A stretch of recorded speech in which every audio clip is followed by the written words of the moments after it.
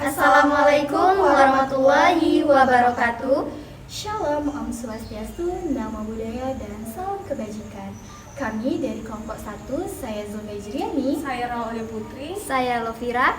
Di sini kami akan menjelaskan materi mengenai Sociological Jurisprudence yang merupakan tugas dari filsafat hukum dengan dosen pengampu Ibu Dr. Umi Musliha, SHMH.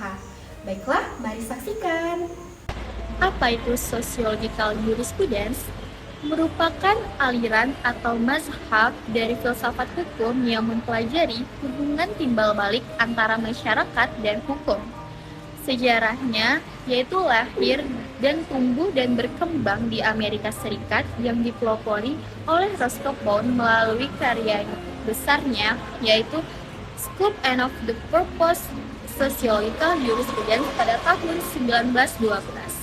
Jadi, perbedaan dari sosiologi hukum dengan sociological jurisprudence adalah sosiologi hukum merupakan cabang ilmu sosiologi yang pendekatannya dari masyarakat ke hukum, sedangkan sociological jurisprudence merupakan cabang filsafat hukum yang pendekatannya dari hukum ke masyarakat. Dan tujuan dari sosiologi hukum yaitu untuk memahami bagaimana hukum mempengaruhi dan dipengaruhi oleh masyarakat. Sedangkan dari sociological jurisprudence bertujuan untuk menilai efektivitas hukum positif dalam mengatur perilaku masyarakat. Selanjutnya, ada dua tokoh utama dalam aliran sociological jurisprudence, yaitu Eugene Ehrlich dan Roscoe Pound. Eugene Ehrlich merupakan pelopor dalam aliran sociological jurisprudence, khususnya di Eropa. Eugene Ehrlich melihat perbedaan antara hukum positif dengan hukum yang hidup di dalam masyarakat. Menurutnya, hukum positif akan memiliki daya berlaku apabila selaras dengan hukum yang hidup di dalam masyarakat.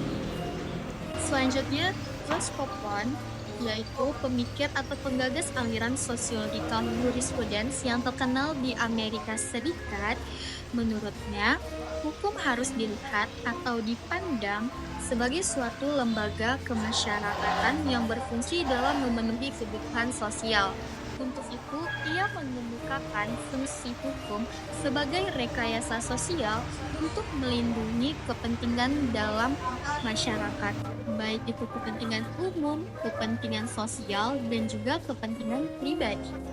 Nah, jadi terdapat kelebihan dan kekurangan dari aliran sosiologikal jurisprudensi, di mana kelebihannya yaitu memperhatikan hukum yang mencerminkan nilai-nilai yang hidup dan diperlukan dalam kehidupan masyarakat, bahwa titik berat perkembangan hukum terletak pada masyarakat itu sendiri dan juga mencerminkan nilai-nilai yang ada di dalamnya. Ada juga kelebihan-kelebihan lainnya, yaitu yang pertama, memahami hukum dalam konteks sosial, yaitu sociological jurisprudensi dapat membantu kita memahami bagaimana hukum berfungsi dalam masyarakat dan bagaimana masyarakat mempengaruhi hukum. Yang kedua, menganalisis dampak hukum, yaitu pendekatan ini memungkinkan kita dalam menganalisis hukum yang mempengaruhi masyarakat dan masyarakat yang mempengaruhi hukum. Yang ketiga, mengidentifikasi kelemahan hukum, yaitu sociological jurisprudensi dapat membantu kita bagaimana menemukan kelemahan dan kebijakan yang tidak efektif. Kekurangannya yaitu ajaran tersebut tidak dapat memberikan kriteria yang jelas dan tidak dapat membedakan antara norma hukum dan norma sosial yang lainnya, serta meragukan posisi adat kebiasaan sebagai sumber hukum dan adat kebiasaan sebagai bentuk hukum.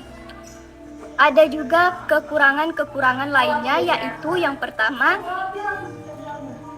cenderung subjektif. Yang kedua, ada resiko ketidakpastian hukum. Yang ketiga, kepastian hukum bisa berkurang. Yang keempat, analisis yang kompleks. Yang kelima, keterbatasan data. Maka kesimpulan dari Sociological Jurisprudence pada dasarnya mengatakan bahwa hukum adalah apa yang sebenarnya menjadi kenyataan dalam masyarakat. Bagaimana secara fakta hukum diterima, tumbuh, dan berlaku dalam masyarakat. Aliran atau mazhab ini dipelopori oleh Eugene Ehrlich dan Roscoe Pound dan lainnya. Aliran ini pada umumnya berguna sebagai bantuan untuk memahami hukum dalam konteks sosial. Namun, sulitnya adalah untuk menentukan bahwa suatu kaidah hukum benar-benar merupakan hukum yang hidup atau dianggap adil. Sekian dari apa yang telah kami sampaikan. Semoga apa yang telah kami sampaikan dan kami jelaskan dapat menambah wawasan dan ilmu pengetahuan teman-teman semua. Terima kasih dan wassalamualaikum warahmatullahi wabarakatuh.